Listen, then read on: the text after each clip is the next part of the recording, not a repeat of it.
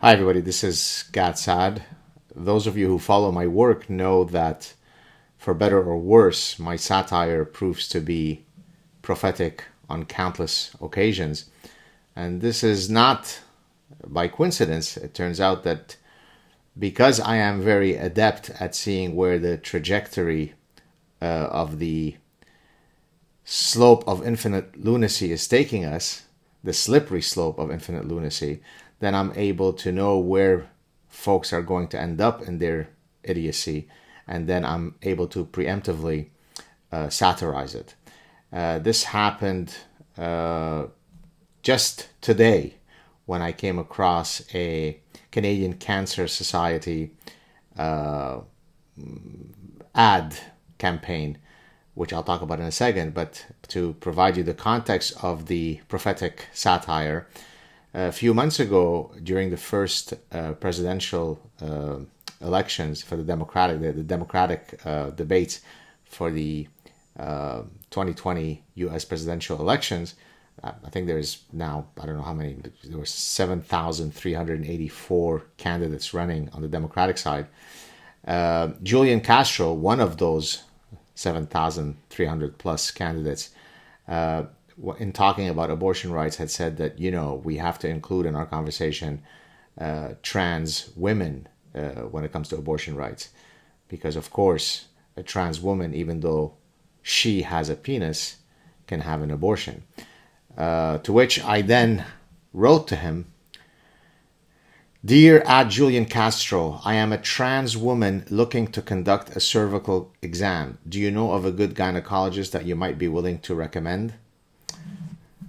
The satire is pretty clear there. By the way, the next day he had put out a tweet where he said, "Oh, I got confused. I didn't mean to say trans women. I meant to say trans men," and so on. Well, in any case, remember my cervical satire with the gynecologist? Well. So here we have the Canadian Cancer Society.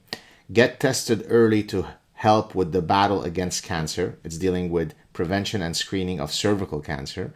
But then there is a subheading where you can go, and I'll put the link to that page, for trans women and cervical cancer screening. So it is the case that trans women, meaning biological males, and cervical cancer. For those of you who don't know biology, a cervix only exists in biological women. Trans women, meaning biological males, don't have cervix. But anyways, let me read for you the stuff. Trans women and cervical cancer screening.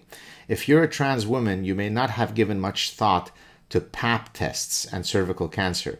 And if you haven't, that makes a fair amount of sense. After all, in order to get cervical cancer, you need to have a cervix, that is the organ that connects the vagina to the uterus. Okay, so far so good. If you're a trans woman and have not had bottom surgery, you aren't at risk for cervical cancer. Okay. Because you have testicles and a penis, you don't have a cervix. Okay, got it. If, however, you are a trans woman who has had bottom surgery to create a vagina, vaginoplasty, and possibly a cervix, there's a very small risk that you can develop cancer in the tissues of your neo-vagina or neo-cervix.